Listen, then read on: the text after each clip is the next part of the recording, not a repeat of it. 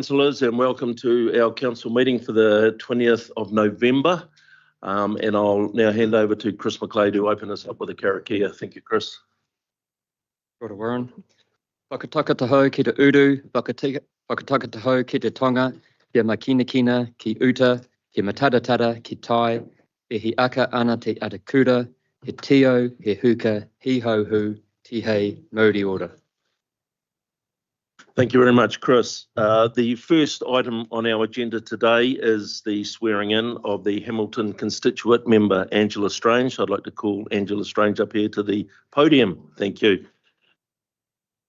Yeah. And just for your information, Angela, when we went through ours, we all did have a couple of minutes to speak to it at the beginning. So, by all means, yeah.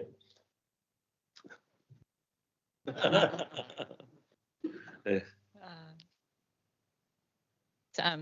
Good to everyone.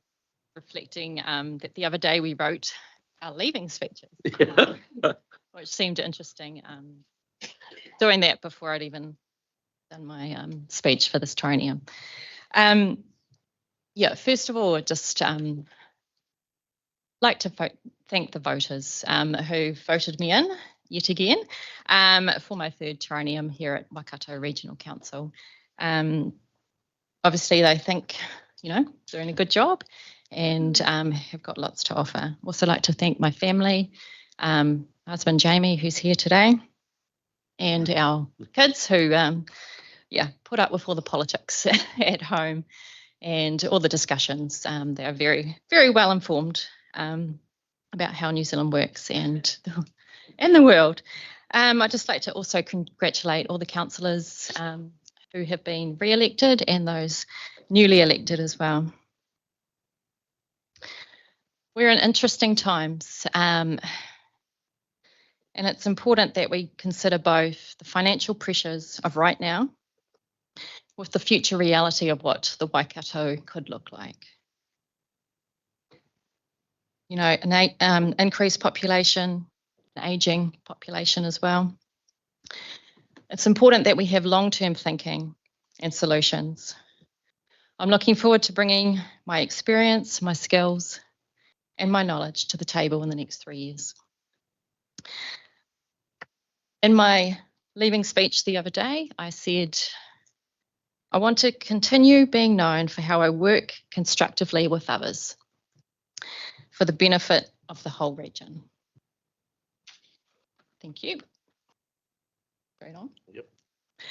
I, Angela Faye Strange, declare that I will faithfully and impartially and according to the best of my skill and judgment execute and perform in the best interest of the Waikato region the powers, authorities and duties vested in or imposed upon me as a member of the Waikato Regional Council by virtue of the Local Government Act 2002, the Local Government Official Information and Meeting Act 1987, or any other act.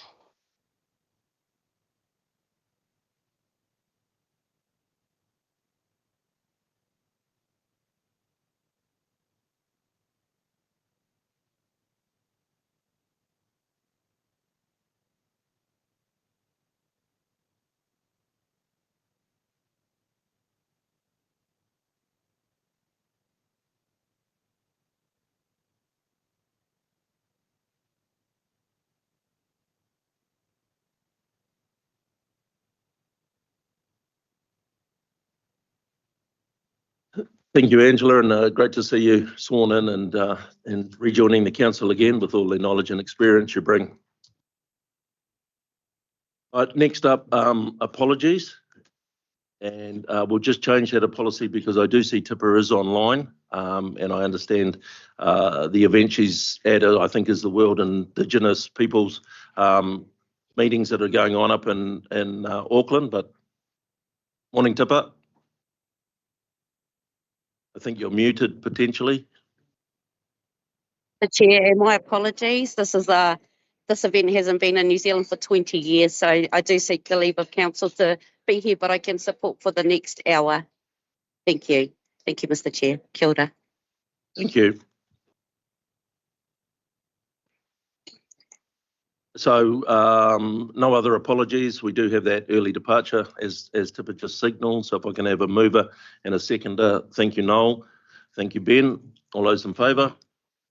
Opposed? So carried. Our next one is the confirmation of the agenda as it's listed before us. And if everyone's happy in that space. Yep. Thank you, Keith. Thank you, Jennifer. All those in favour? Opposed? So carried. Declarations of interest. Are there any declarations of interest for anybody that hasn't already been registered and relative to any items that we have on the agenda today? Take that as a no. Thank you.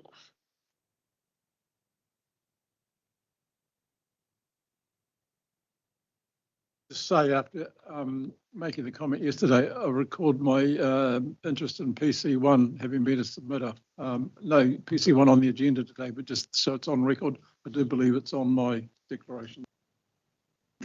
Thank you, Noel. Carolina, did you have a declaration or something? No, sorry, your light's on. That was all. Sorry, Keith, I'd probably have to register my interest and involvement in PC1 as well, if Noel's done it. thank you. And through you, Mr. Chair. We've noted those registers of interest, but as was indicated also, it's not direct matter of decision making related to PC1 matters specifically today. So minutes for confirmation. We have the minutes from the council meeting that was held on the 29th of October to be confirmed as a correct record as they are in front of you. Happy to move. Thank you, Keith. Seconded. Thank you, Mikhail. All those in favour? Aye. Opposed? So carried. Just a follow-up question in relation to the minute relating to legal opinion for a 2-3 months extension for economic impact. Page 15. So that's a question around, have we heard back from the court? Okay. Chris, do you know if we have heard back at all?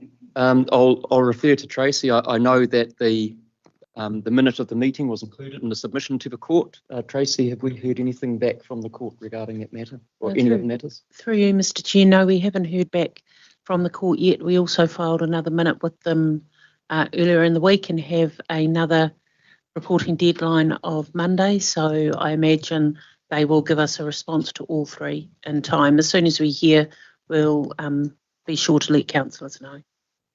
Thank you, Tracy. So our next item up is to move into public excluded. And this is relative to the audit that has been undertaken. Do we have our guests online? Yep. They are online. Thank you, Jamie, and for coming along. I'm happy to move that. If I could have a seconder. Thank you, Jennifer. All those in favour to move into public excluded? All those in favour to move into public excluded? Thank you. Any opposed?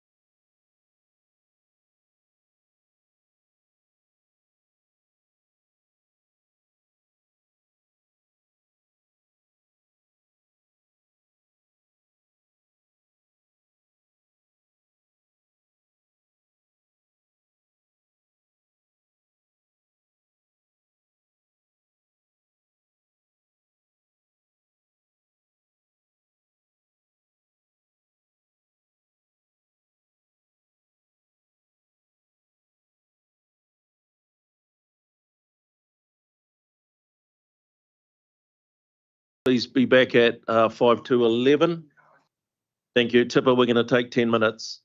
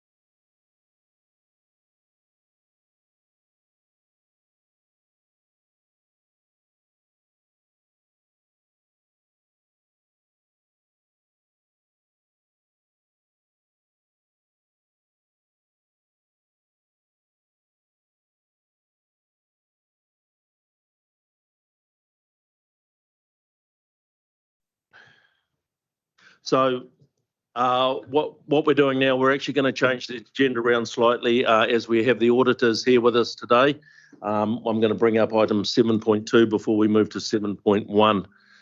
So we'll move that ahead. So I'll hand over to Janine to introduce our auditors and carry on with this item. Thank you.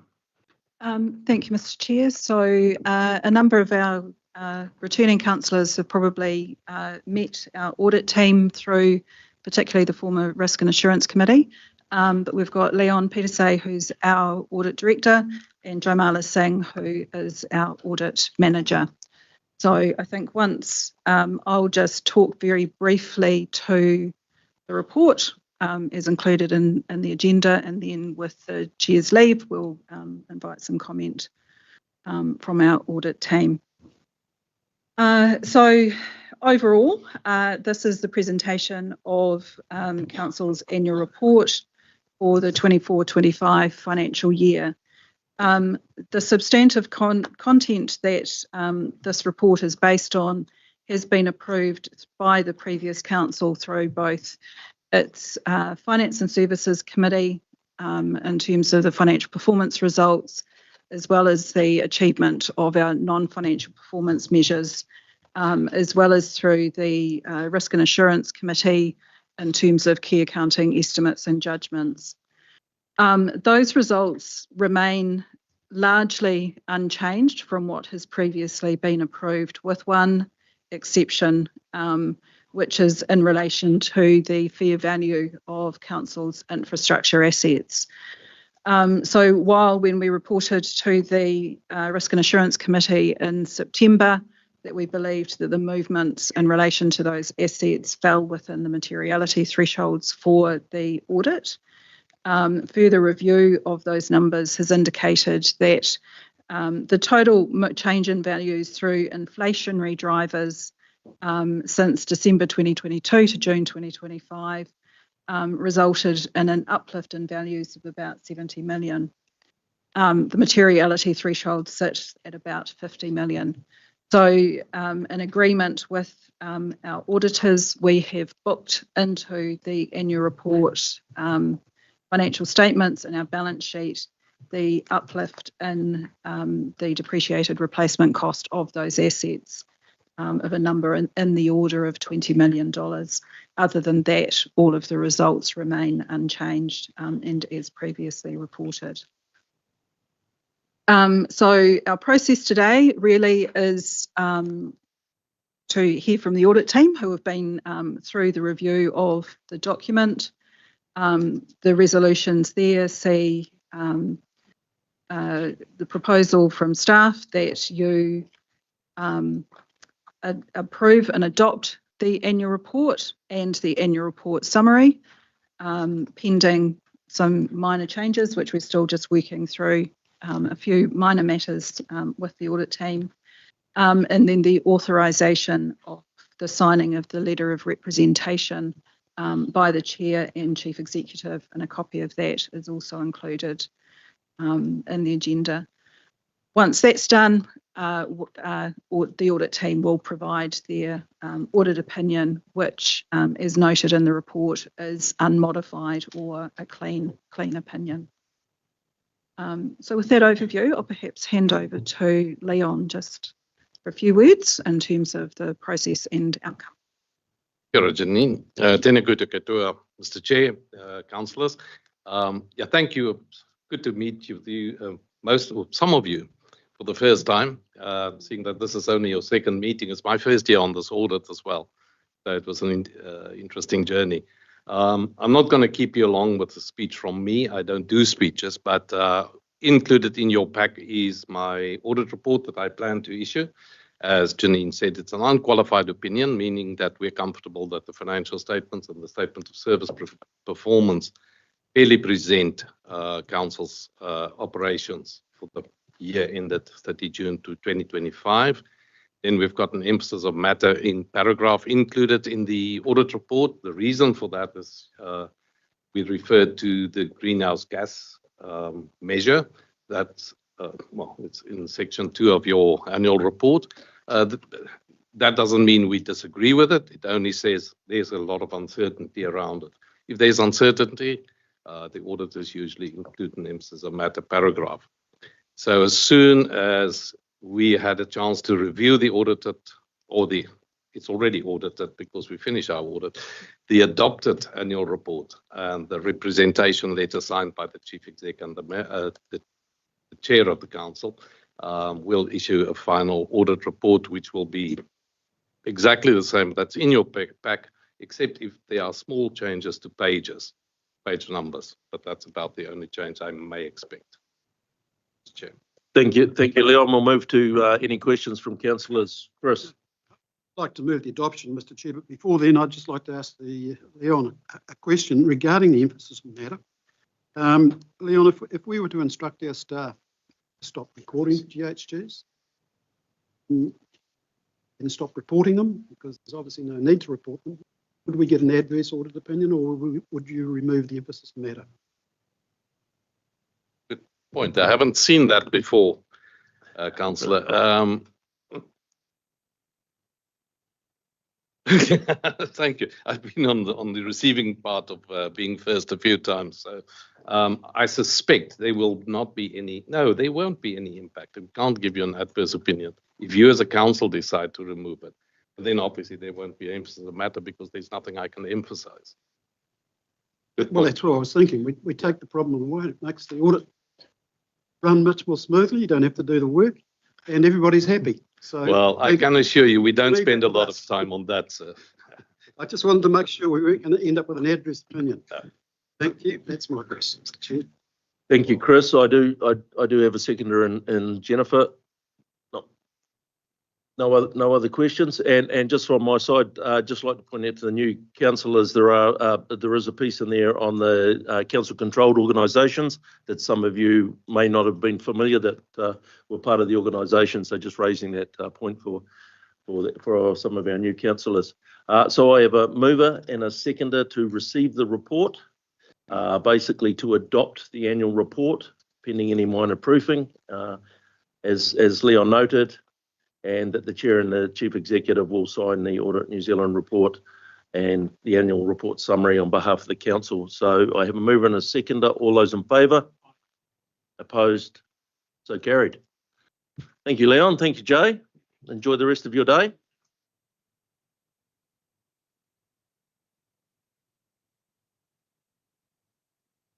Yeah, exactly.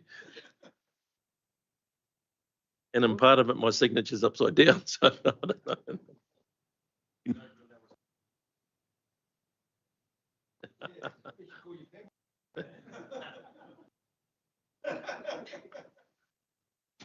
You're not that far away. Yeah. Yes. Right, we'll move back to item 7.1, which is page 17 of your agenda. And so this is the adoption of the committee structure, terms of reference, and the council appointments for 25 to the year 2028. Now, I do note that we have some minor adjustments in that to what is printed in your agenda. So what we'll do is, I think Dave will run through those. Is that our process? Just to pick those things up as we go. And then I would like to see if we can sort of block, nominate and approve, but I will hand over to Marley. Thank you. Kia ora, Chair, morena councillors. I'm in your hands. Would you like me to take the report as read and go straight to anything that has popped up that is not in the agenda? Or do you want me to cover some of the key points first? Happy to take it as read and move on to the discussions that have popped up. Rightio. So a few things to bring to your attention. As you know, before we went into a brief break, the decision was made to see if we can identify co-chairs for the full co-governance committees, Waikato Tainui, Te Arawa River Iwi, Raukawa and Tuwharetoa Māori Trust Board, so that we can make those appointments now. That conversation has been had, and we understand that agreement has been reached with those appointments, which Dave has popped up on the screen. Just to run through them very quickly. sorry, Molly. Yep. I wasn't part of that. Yeah, sorry. I mean, got great respect for Tipper, but it's just, you know, I would like to be. Can you pull that mic a bit closer, Mike? Sorry. Oh, sorry. It's I've quite got quiet. great Speak respect louder. for Tipper, but Tūwhare is definitely my area, and that's one that I would, out of the, because I'm on 3, I don't mind sharing Tart with somebody else if they want to chair that, but Tūwhare I'd like to chair that. I suppose. May I check for understanding then that Councillor Downard would like to take on the co-chair position for Tūwhare Māori Trust Board, and Tipa is put forward as the co-chair for Te Arawa River Iwi Trust. Is that what you're suggesting, Mike? Yeah, That if could it's work well. if she's happy with that, yeah. We haven't asked her as such. Yeah. But So, okay. that's probably okay. I did flick Councillor Mahuta a text message to let her know that her colleagues were wanting to nominate and appoint her to a co-chair position. We will follow up with her after the meeting, and if for any reason Councillor Mahuta declines, we can come and revisit that appointment at that stage. But I suggest we put her in place now so that we can complete the appointments process and revisit if needed. Thank you, Marley. Yep. Just a question, were there any deputies required for Rokawa, Tarat or Tūwhare? Just because we have one for Waikato Tainui, Raupatu. Yep, good question. In the terms of reference for those 3, it is silent, so that means it's optional. Whereas in the Waikato Tainui terms of reference, there is clearly a co-chair position identified. So there's no need to appoint any co-chairs for the other 3. And just Thank for you. accuracy, because Kata raised it before, should we put the word Raupatu after Waikato Tainui? Oh, Thank you. ask Marley. Chair, just to be, you're going all over the place, Yeah, sorry. and I'm trying to work what page you're working on, what page you're not working on. And so it'd be great if we just started from the first committee up. Tippa's here, she's accept something. Kapai. Whatever you said, Mika, Okay. she's accepted. So we're just running through where we've got with the JMAs that's up on the screen currently. Okay, so the JMA Waikato, no, Tūwhare. I can't find it in this page. Tūwhare Māori Trust Board. I'm happy with the first one. Roko is fine. She's agreed, and no, Jack. Carrots, Tipper. Yeah, it should be good with that. Everybody's clear on this one? Thank Yes. you. And so moving to the next matter that needs to be raised and related to co-governance.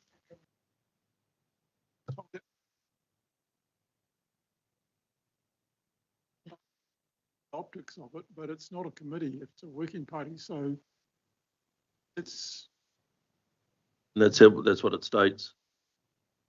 so working party. Is that on top This of? is just a note down the intention that council is looking to stand up a working party once that court decision comes out. Okay, the optics, I think it's right. Yeah. But, yeah, I don't know. Need to leave it there. Okay, thank you. Okay, moving to the next matter and related to co-governance, there was discussion in the break on the membership for Waiora Co-Governance Committee as well. And councillors have come back with the suggestion that Councillor Liz Stoic replaces Councillor Angela Strange as a member on the Waiora Co-Governance Committee, and that instead Councillor Angela Strange becomes the second alternate to Councillor Warren, to our chair, in that order. Also, a new suggestion up there is that Councillor Cookson becomes the deputy co-chair for the Waiora Committee. Thank you, Mark. If I can just speak to that, when I saw what was being recommended, we had 3 from the Waikato Tainui area and none from Te Nui, and thought the optics of that wasn't that great. And I thought believe that we should have someone, and that's why that recommendation's there. Excuse me. Thank you, Noel. And if I can just check with the members that are listed there, that they all are. We're so grateful for you folks, and we can't do it for you. Tipper. Yeah, I'll come to Angela and then I'll come to you, Tipper, online. Angela. Yes, that makes sense to me. I'm happy to give Councillor Liz my place. Thank you. Tipper. I just note that Waikato Tainui led the iwi-based action in freshwater and still does by not having a member that can speak to their issues directly. They'll probably have to ask for those members to be brought in. Sorry, the regional council members. So it may just require quorum shifts because I want to speak directly with the members in the area. I just note that I don't recognise it in the membership. Again, not speaking against any of the people there, but none of you know the issues of the lower Waikato. Kia ora. Except Noel is the co-chair. Oh, sorry, I'm just looking at the members. Thank you. I think Okay. That's resolved, yes? That's resolved. There are a couple more matters that aren't up on the screen that I'll go through really quickly.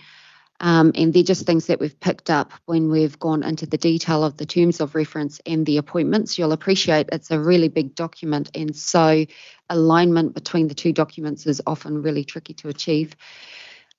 Starting with the transport space, for the Public Transport Subcommittee, currently the disability representative is appointed by council. However, the recommendation here is that that be changed to the Regional Transport Committee. This would be more consistent with a delegation that is already currently in place for the Regional Transport Committee to make that appointment.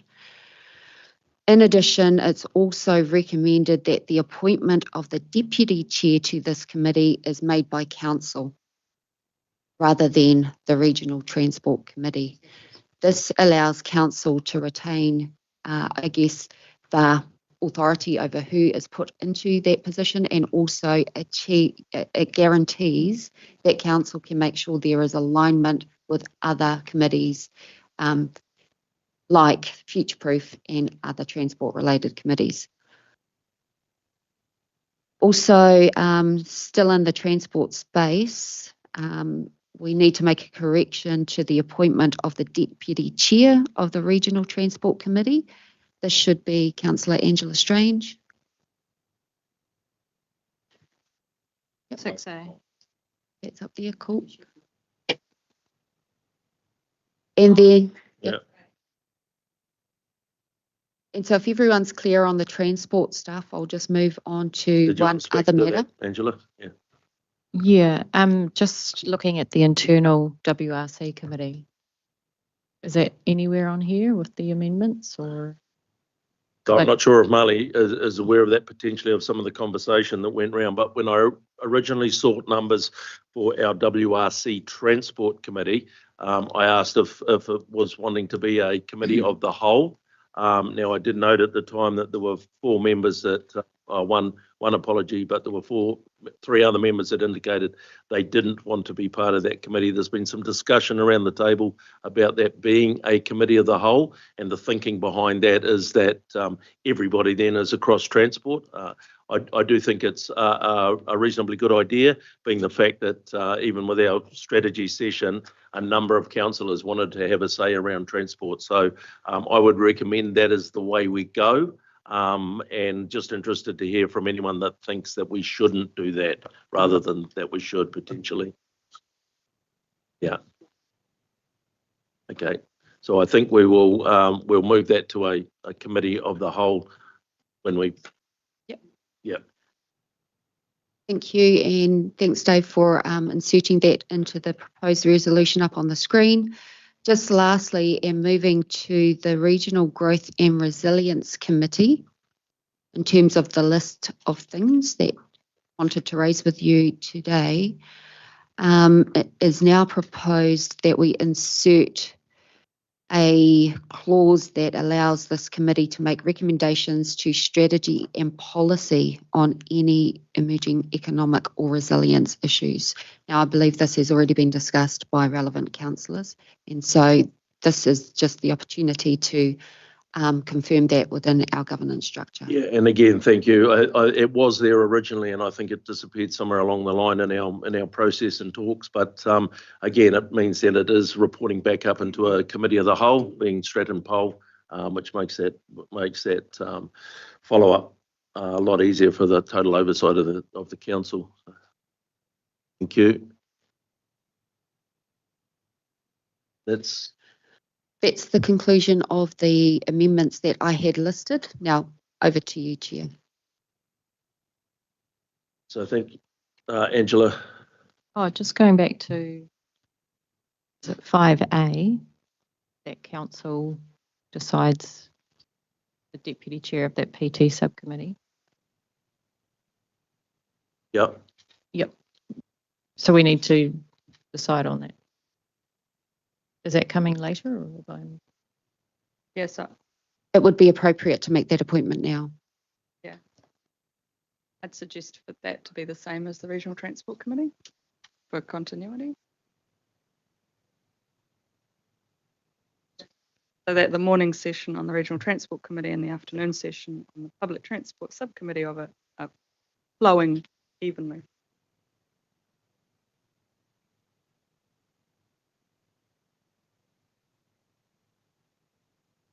So that would mean, Liz as Liz is RTC chair and chair, so chair. it would mean effectively Jennifer as the deputy chair of RTC. No. So I'm proposing, with that resolution that's being written, that Liz is the RTC chair and the Public Transport Subcommittee chair, and Angela is the deputy of both. So one is in the morning, one is in the afternoon, and for all the members, continuity throughout the day. So that was potentially a slip on my face where I put Jennifer in that space. So that's a tidy up of that. Yeah. Noel, did you want to comment? The Waikato subcommittee, I think Robbie and I have talked to you about that. Yes. Are you happy with that suggestion change? Yeah. That's. It's on page 96, the Waikato Scheme Committee. The deputy chair. The protocols that was established last term was that the chair and deputy chair would chair the subcommittees. I did the Lower Waikato and Robbie was. Yeah. And you'd alternate. And then he's the chair of Haraki and I'm the deputy over there. Yeah. I just asked for the rationale as to why, and we'll come back to the conclusion that that should continue in the interim anyway. Sorry, Dan. You're still on the committee. So chair, yeah. So I understand. Yeah.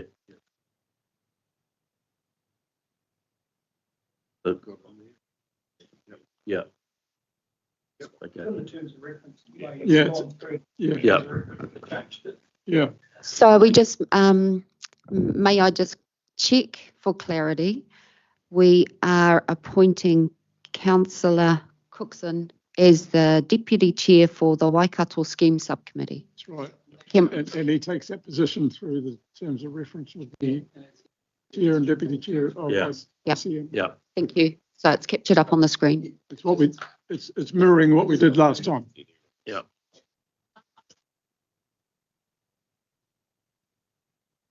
So if you refer to page 96 of the agenda, looking at the Waikato Scheme Subcommittee terms of reference and appointments, the correct appointment for deputy chair should be Councillor Cookson. And so we're just amending that in the resolution. The chair of ICM. Yeah. Yeah.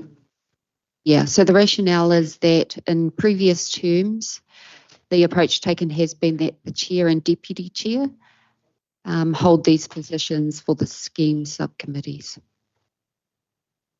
Yeah. Yeah. That's good.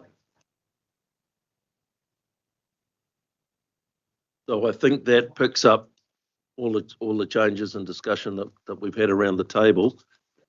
So. Lord Tarrant. Keith and I have decided that he will become I'll be the alternate. And he will be the member.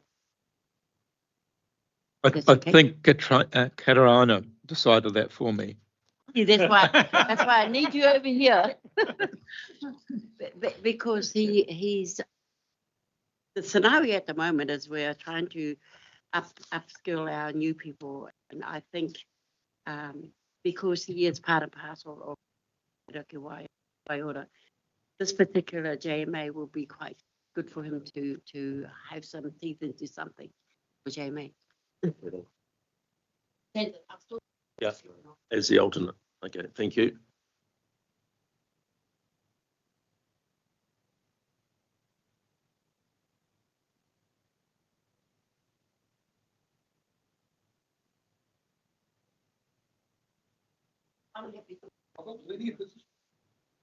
Righto. So, hey, look, thank you very much, councillors, and really appreciate the input and everything, everyone being able to actually have a discussion and get to where we've got to. So, yeah, pretty stoked with that as the place we've ended up. So everybody's happy with what they saw on the screen, I take it, because well, we'll get Dave to read it out and quickly run through it. He's been typing furiously. It's all good because I don't have to do any counting. So the resolution before us is that we shall receive the report that contained the terms of reference and appointments as they appeared in the agenda. We're noting that the mandatory committees, as required by law or agreement, remain in place. Step 3, we adopt the structure for the discretionary committees as set out in attachment 1 of the report with the diagram. Then we adopt the terms of reference, noting the changes that we've set out in 5 below, that being that for the RTC Public Transport Subcommittee, the disability representative shall be appointed by the Regional Transport Committee, bringing that in line with the Regional Transport Committee, and that the Deputy Chair of the RTC Public Transport Committee shall be appointed by Council.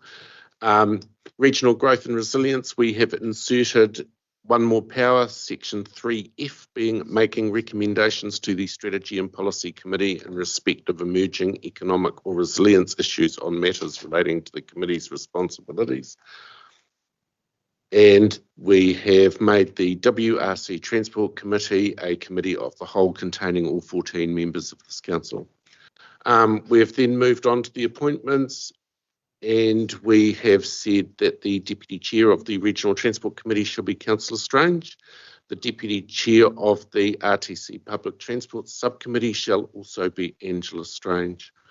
The Waiora Co-Governance Committee, Councillor Stolwick is replacing Councillor Strange as a member, and Councillor Strange becomes the second alternate in cascading order below Councillor Ma.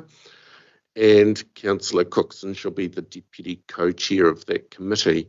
The Deputy Chair of the Waikato Scheme Subcommittee shall be Councillor Cookson, which brings that in line with the other subcommittee and the practice we've had to date. And for Tarrant, Councillor Holmes shall become the member and Councillor Hodge shall be the alternate. And then lastly, second to last, we have gone through and appointed co-chairs for our co-governance committees, being Waikato Tainui, Councillor Smith and Councillor Nicol as Chair and Deputy respectively. For Rokawa, Councillor Cookson, Tarrant, Councillor Mahuta and Tufaktoa, Councillor Downard.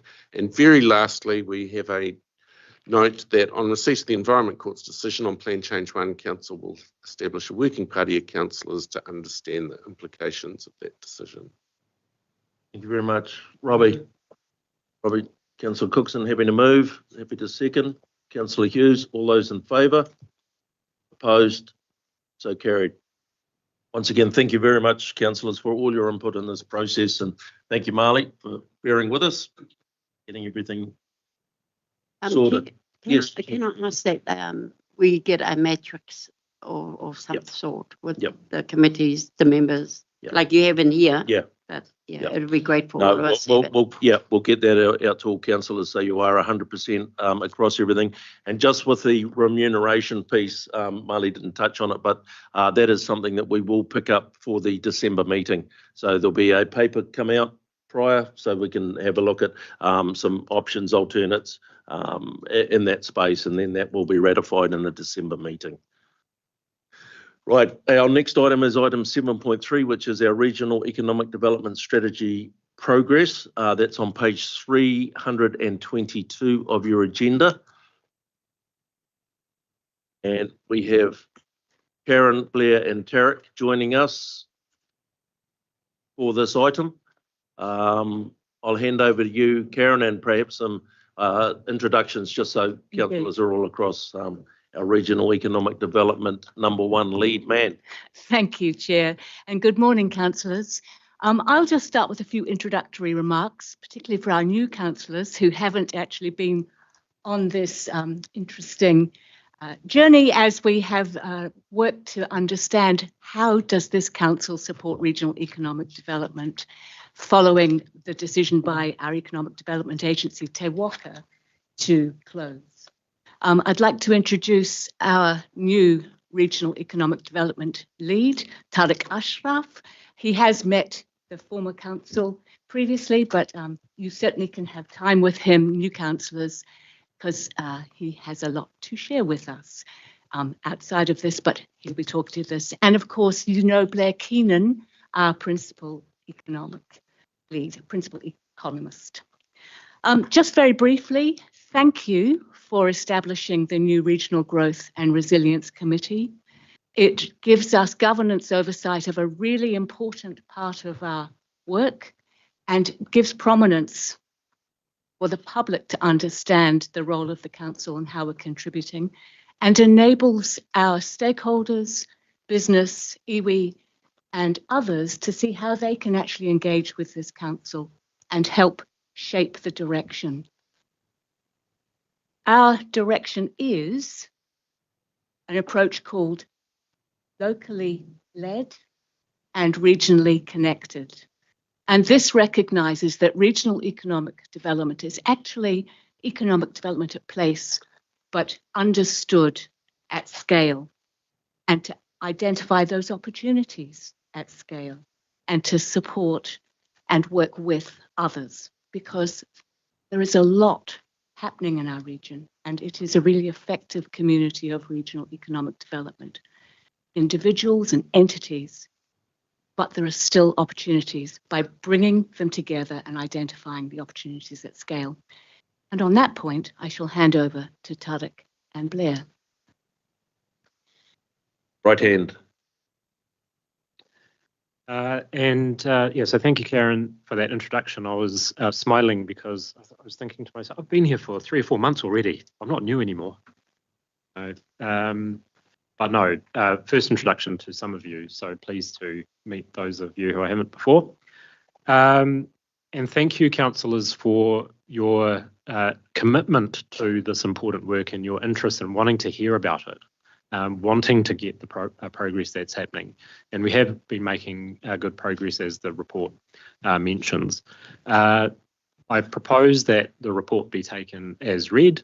It's quite comprehensive, but there are just a couple of little points that we wanted to touch on in tandem, Blair and I, before getting into getting your input, particularly on the potential anchor institutions that could partner with the council on this important work. So just one sort of slight technical point. Obviously, we, as the report mentions, we're working towards long-term economic outcomes. It can be tempting to suggest that we wish to grow GDP itself as an outcome. I'm suggesting that we don't do that. The reason is GDP is simply a measure of all economic activity, and economic activity includes public expenditure. So, for example, we could grow GDP by increasing taxes and increasing public expenditure, which wouldn't be a desirable thing. We're more interested in the actual prosperity of people. And so the sorts of measures would be related to that. And there are some examples mentioned in that report. Of course, we'll come back to you in due course with more detail on that sort of information. And there's just one other point that Blair will just touch on as well, and then we'll get into your input. It was really just to say that we've heard the messages that have come from you all already about the need to support your decision making with better information. So we're looking at how we resource that and beef things up in the appropriate ways. There's plenty of capability that we have, so we need to make sure that the capacity is directed in the right direction to do that. And I think, amongst other things, what we want to make sure is that we're actually adding value with any economic development activities that the council is involved in. So it's not stuff that would happen in the absence of us anyway. So, and that sort of speaks to addressing kind of market failures that are described in the annex to the report, things like coordination failures amongst different people, information failures, and how to encourage positive spillovers and those sorts of things. So that's really all I had.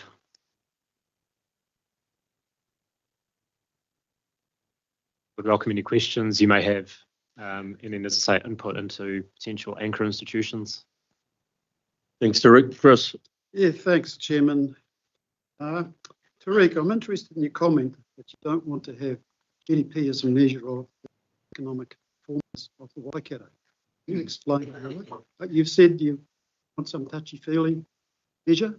I don't know how you measure that. Can you explain that? Sure, I didn't say that. But what you said was very touchy-feely, and I'm not into touchy-feely stuff. Yeah, I didn't say that. But okay, so just to go into that in a little bit more detail. So GDP, as I said, is a measure of all economic activity. So government expenditure, council expenditure contributes to GDP. So if we were to increase that, for example, that would lead to an increase in GDP. What we're interested in is, let's say, I said prosperity, we might say people's wealth. So how is that measured? And at national level, what government does and what is done quite commonly around the country and around the world is a measure such as median household incomes. So how much money do people actually get? And also taking GDP as a whole, but looking at it on a per capita basis. So how much of that is distributed amongst the people who live in a given community? So yes, it includes GDP, but it's not GDP as total on its own. Well, if I can respond to that, please, Mr. Chair. I want to see a measure which everybody understands, something which is recognisable in Wellington. It drives a whole lot of measures throughout New Zealand, the GDP. And it's one item, I believe, we know at the moment we are lagging behind about 1%. My goal over the next 3 years is to put the region on a pathway to achieving at least equilibrium with the rest of New Zealand, if not better. And to me, that's the clearest way we can. We're not going to compete with Auckland and Wellington in terms of wealth per capita because they're in a different environment. But GDP-wise, if we have GDP growth in this region, everybody benefits, right? It might move the wealth factor for some people. It may not. It certainly will for a limited number who are driving that. But I still think we need to have a measure which is recognised by everybody, which sets a standard that we want to aspire to. Absolutely agree, and we'll come back to you with that in due course. Okay, thank you. Thanks, Chris. I've got a starter for 10 for anchor organisations. That's completely left field, but DOC.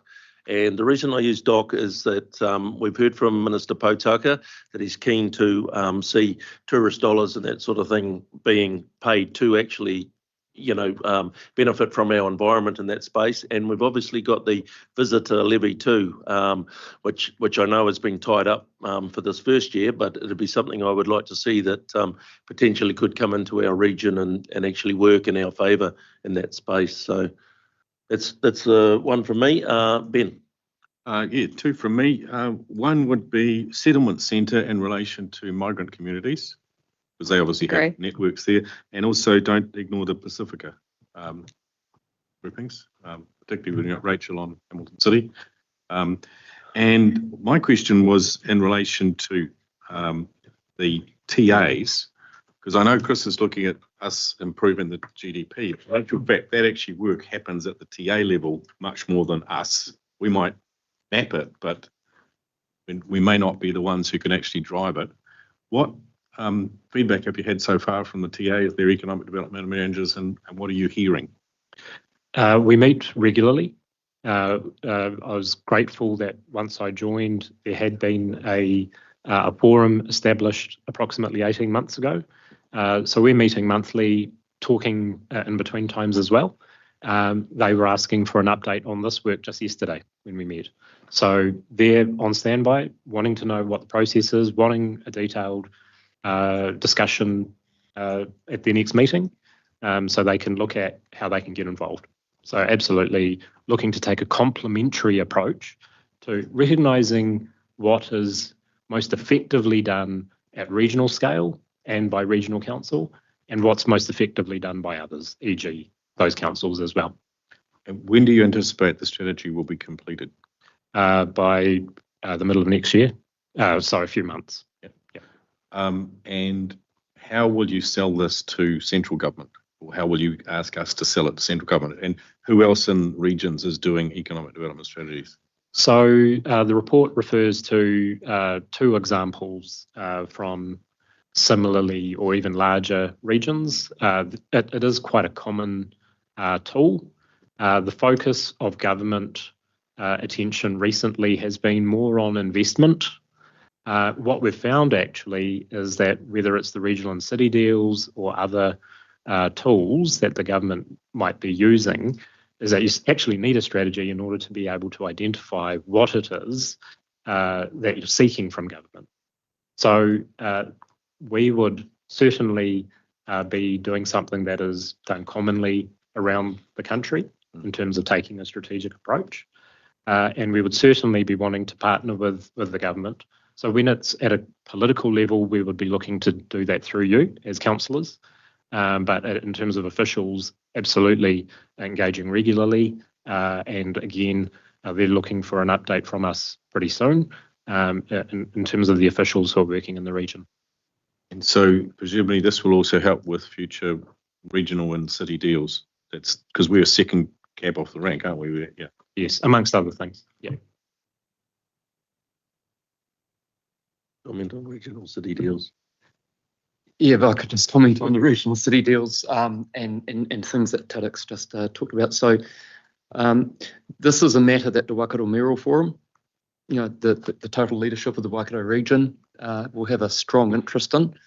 The regional city deals, you just referred to being, we're second cab off the rank. That's kind of a bit of a fluid movement at the moment. The latest information we have is the current government is focused on trying to get the first cab off the ranks through, and that will probably take most of their term. So we're not too sure exactly what second cab off the rank means at this stage, other than the region itself needs to get prepared. And so, Karen, the triennial agreement, I know that's in draft form, they're going to the Mayoral Forum. It does refer to regional and city deals in there, doesn't it? Thanks, Chris. Gary Raymer. Thank you for that. And thank you for the comments around GDP. So I sort of get where you're going with that, but I look at point 13 in your paper, around productivity, and I think this is a real key point, where we should look at it. And then when I look at point 14 within that next line down, you talk about some of the issues such as climate change, technology, demography, and geopolitical tensions. I suppose my question to you around all that is, do all of those things impact our productivity, and how are we going to best progress or enhance productivity for our region? You know, what is our control there around that? No, thank you. So both of those paragraphs have been drawn from MB and MFAT's long-term insights briefing. So we've known for a long time that productivity is the biggest issue facing the country as a whole. In terms of what could be done about that and where could the focus be within the region, I don't want to crystal ball too much, and I don't want myself as an individual or even the regional council as one of the many parties involved in regional economic development to go too far down a path.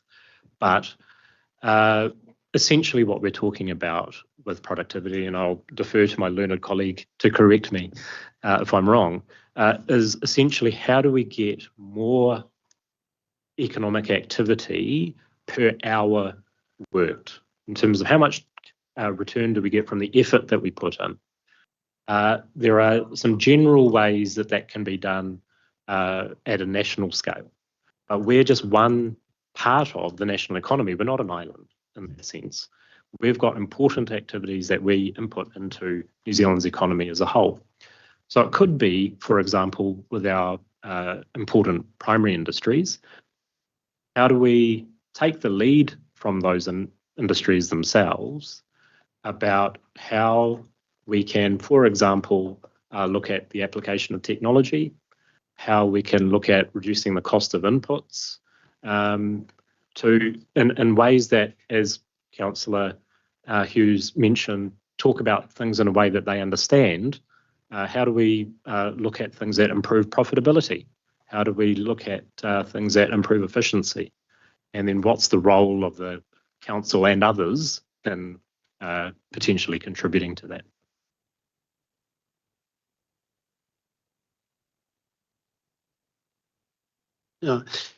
You know.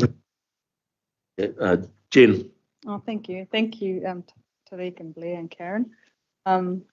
Thanks for your nuances that you're bringing to the conversation. Around the anchor institutions, just really keen for that to represent the demographics of the region really well. And then when we are measuring that, we do put a spotlight on where the benefits fall. So, for example, locally or where in that demographic spread. I'm just really mindful that our economy is, I've forgotten the exact quote, but just as an example, the Children's Commissioner made one a few years ago about how many benefits accrue to, say, over 65s rather than for children based on the system that we have set up currently. And it was a multiple factor. And I'm just really worried personally around us eroding our social capital if we don't do that investment in the youth that will be our future.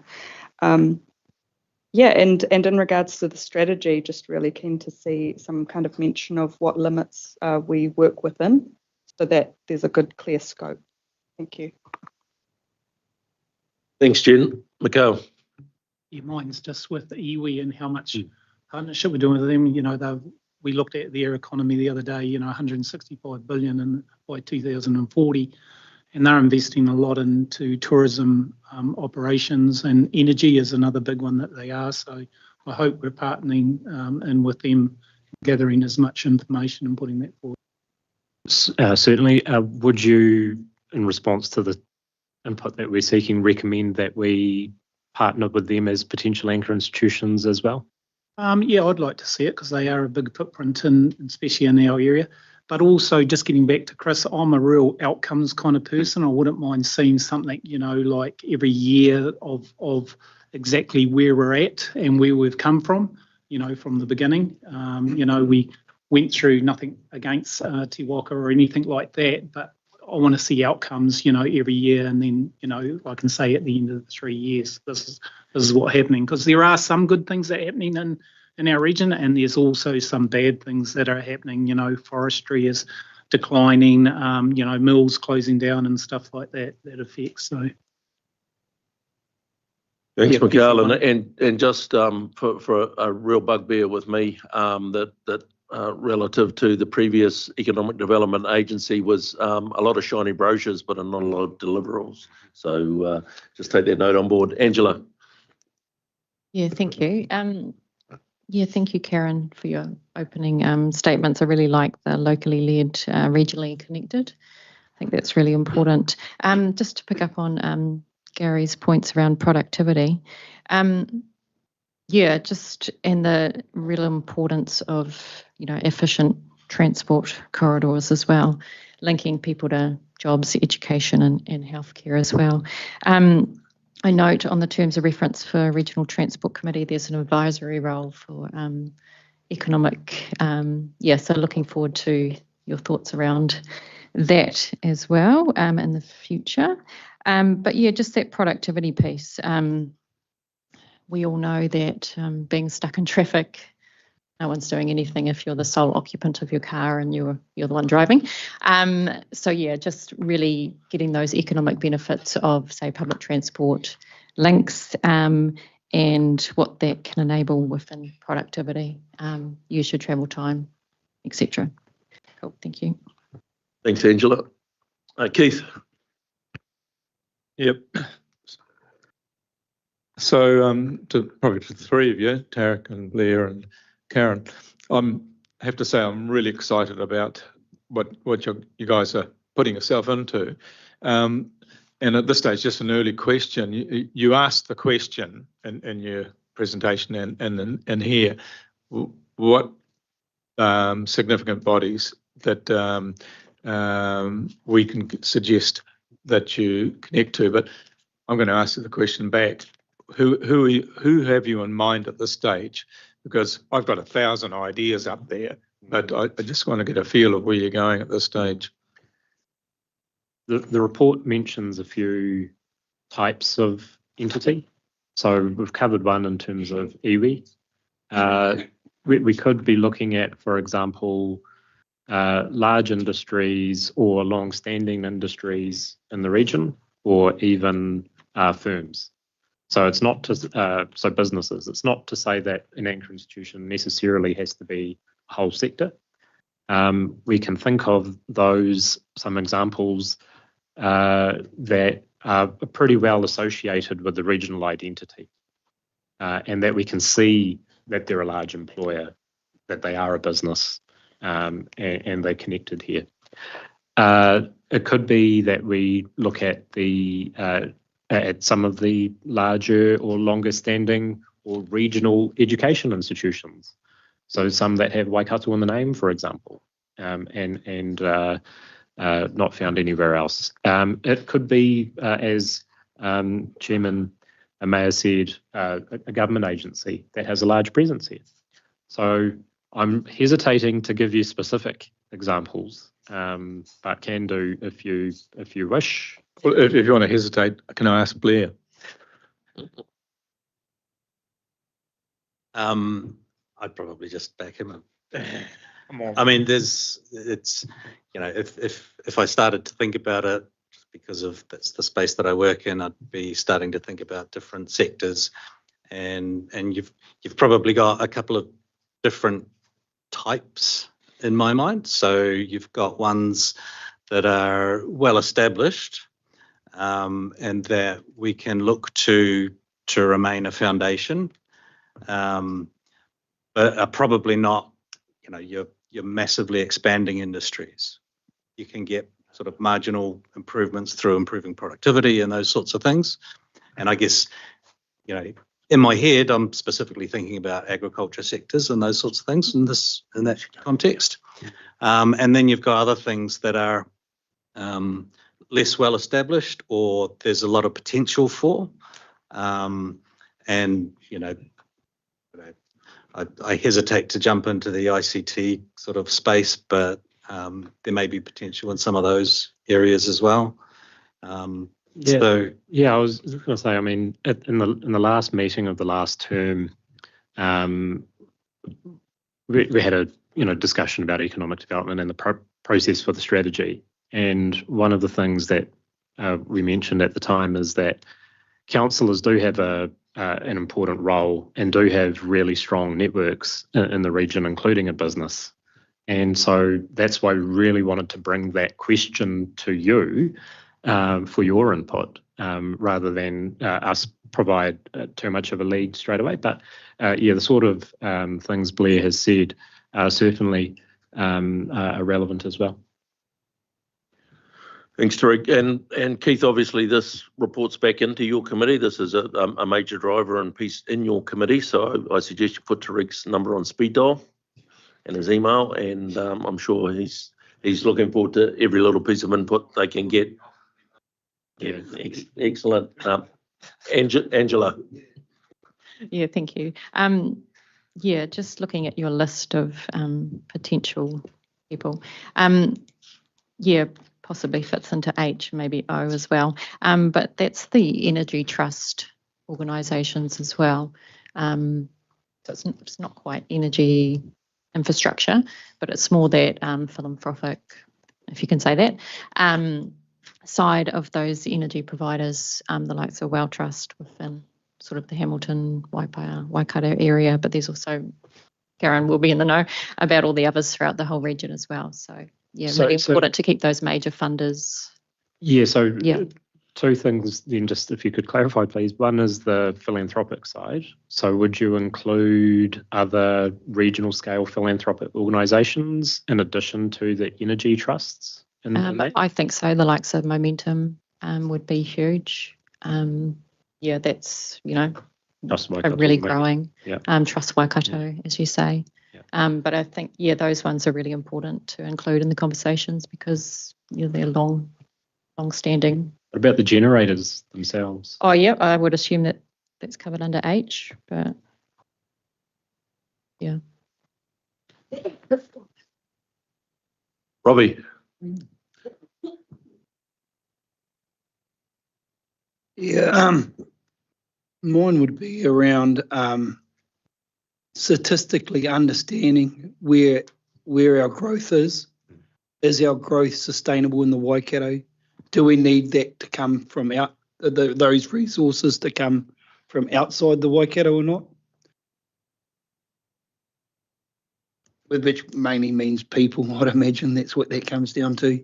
So if we're going to have sustainable growth, and they've got to be jobs that people will change from when they're living somewhere else to come to our region to get to. So I know we talked about that in the previous, 6-9 months ago, but if we're not doing that groundwork, what are you going to achieve? Because you're not going to have the people or the resources here to do it. Yeah, and it's great that you've touched on resources as well, because people are people are important themselves. Yeah. But in terms I don't mean to think of people as resources in that way, but it is, what I mean. But but the attraction and retention of staff is what you mean. Yeah. But in terms of resources, an important resource that businesses need to grow, as we all know, is capital. And so where does the capital come from outside the region as well, would be one type of resource that you mentioned. So it's understanding all that and and then understanding what our resources we have here that we can add value to make high paying jobs. So it's a big space. And what do you pick down as the priorities and the ones that you can tick off quickly, so then you can put those resources to something else. Councillor Hughes. Tariq, have you touched base with the Chamber of Commerce yet? Yes.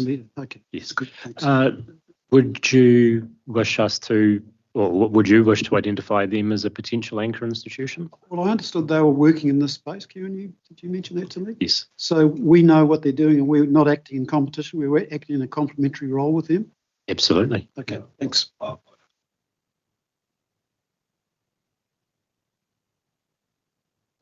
Working as a group instead of, so they put you have a delegated member from each of them and they come and talk to you, or you go as a group organisation, not just as individuals. It'd be a waste of time. Ben.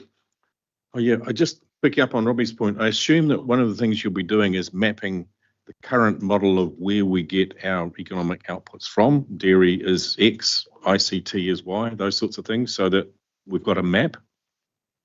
So you mean geographically? Well, no, it's just in the amount of absolutely. Amount of yes. income we get from each sector, Absolutely. and so we can see what. Yeah.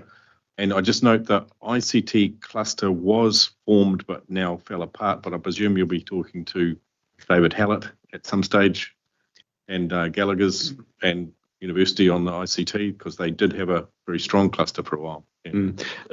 Would some of those that you've mentioned, Gallagher's, the university, in addition to the cluster sort of conversation, which the answer is absolutely, would you care to identify those as anchor institutions, maybe? Suggest that you mentioned earlier on point 1A, business and industry associations. Well, there was an ICT cluster. You could almost get them to reform in order to give you input rather than, The main thing we found with Te Waka is we never knew what the hell they were doing. They never came to report, and if they did, it was always fluffy. It didn't have much output. So, yeah. Jen. Thank you. Just some further thoughts on the anchor institutions. I haven't got a huge lot of specifics, but just on a big picture level, I'd expect them to be, as you've identified largely already, those ones that add to our resilience and that we are dependent upon. So it's the water, the energy, the food, etc. Just in line with the committee name. And the pipes, it'd be nice to be able to understand out of that list the more regenerative entities, for lack of a better term right now, but the ones where they've really worked out the win-win with the environment and economic social benefit, because I see those in my mind as being very resilient into the future, keeping their social license as other things start coming down the pipeline. And also under the, when I was learning more about community wealth building last year, they talked a lot about pre-distribution. So I'd be interested in the types of organisations that are like cooperatives, for example, where a lot of the benefit accrues through the activity of that organisation. Say if it's owned by the workers, that comes to them directly as opposed to needing to go somewhere else, and the profit then comes through the more common channels, I suppose. So that would be really helpful as we go down the track to be able to see that and the makeup of those in our region and the way we might be tracking with that.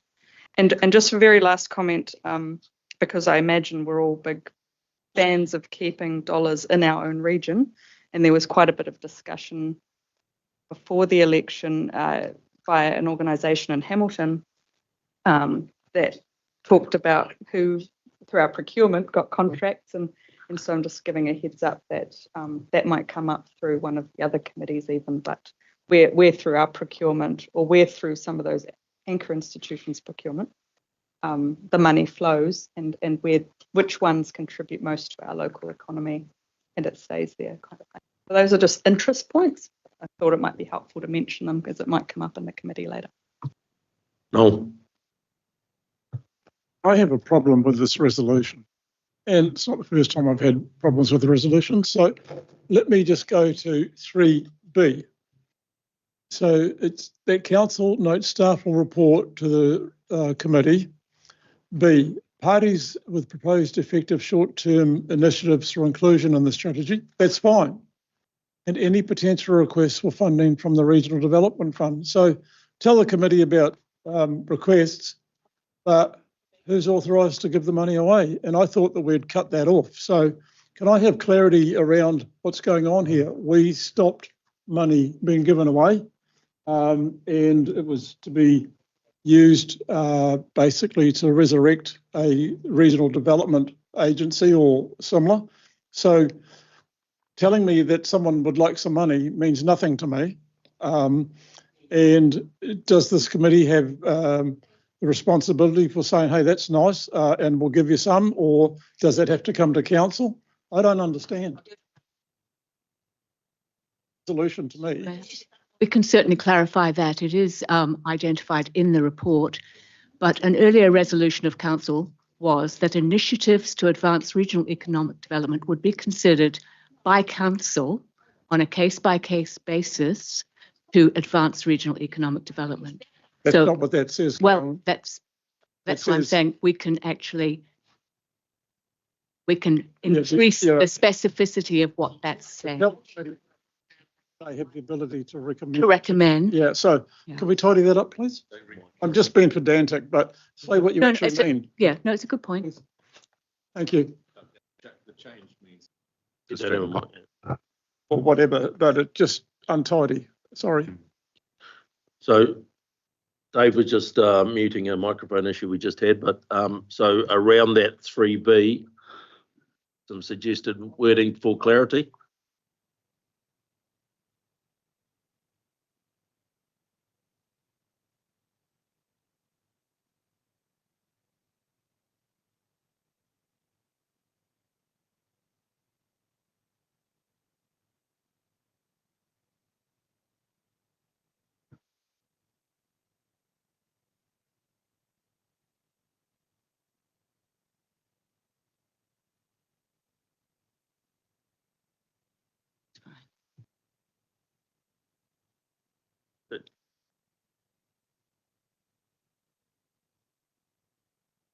Four rather than 3C.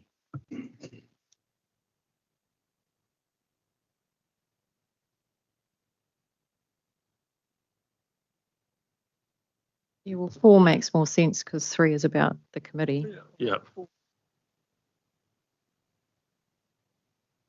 Thank you. Robbie, you want a pillow? No, I'm just waiting for you guys to get finished. Yeah. I don't know what's changed. Robbie. Mine would be organisation that most probably is. Sorry, are you talking to the motion or are you talking No, to Reek about no, organisation? I'm talking back. My question was back at the other. Okay, no, please. Yep. Yeah. Yep. Sorry. One organisation that most probably we should put in there is hort and vegetable growers as a group together, as a like their potential of actually adding jobs in the Waikato. Like I know Bull Brothers wanted to do Mr. Chips in the Waikato, but had no source of energy. So I know the government is changing its strategy on energy. So Matamata becomes a real hub in the future of food processing. So, and I know one thing on the election cycle is Matamata wants to be Cambridge. They have their, am I wrong, Keith? Their aspirations, 25 years ago, the towns were the same size. And now Cambridge is that, and they have the aspirations that they actually want to be bigger than Cambridge in the future because they're next to Tauranga. So there's, and like organisations like Bull Brothers and Hort and others, that becomes really important because it's an inland port to Tauranga. So there's a lot of growth going to happen there in the next 10 to 20 years. So just put it out there. Chris. Yeah, look, I just want to follow up on what Noel was saying and reinforce the fact this organisation is not a public funding organisation. That's not our job. That's not our business. And I would be very concerned if we start getting a plethora of submissions coming back to council seeking funding for whatever it may be. That's not our job. And if you look at the Local Government Act, it's quite clearly not in our wheelhouse. So I just want to thank Noel for raising that.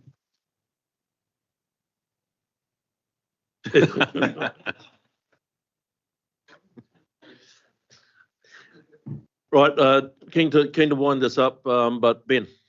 Yeah, just very briefly, Karen, in terms of spatial planning, which is obviously something else we're doing, how's that going to dovetail in with economic development stuff? This is obviously something that we have been discussing, particularly with the nexus of the two committees, the growth and resilience and how that feeds into Strat and Pol, particularly with respect to the spatial strategy. But obviously Tarek and Blair and others are providing information that informs the economic aspects of the spatial strategy as it develops. Thank you. Right, councillors, we do have the motion before us. And I have a mover in Councillor Downard. Do I have a seconder in Councillor Cookson? All those in favour? Opposed? So carried. And what I would say is, obviously, we have the new committee set up that Keith's chairing, but keep thinking this through, because there's other organisations you're going to walk out of this room and think, oh, you know, I didn't vocalise that or anything like that. Send it through to Tarek emails, but please CC everybody in, so then it'll stimulate conversation and that sort of thing, but amongst councillors. So yeah, don't keep it all to yourself. If we can keep everybody in this space as it develops, we get far better results out of that. So thank you, Tarek. Thank you, Blair. Thank you, Karen. I believe that brings us to the end of our agenda, so I'll hand back to Chris for a closing karakia. Thank you, Chris. Thank you, Chair. Councillors. Unahia, unahia, unahia mai te uru tapanui, kia wātia, kia māma, te nākau, te tinana, te hininaro. E te ara takatu, koira rā e rongo, e whakairia aki ke ronga, kia tina, homiei, huiei, tai iei.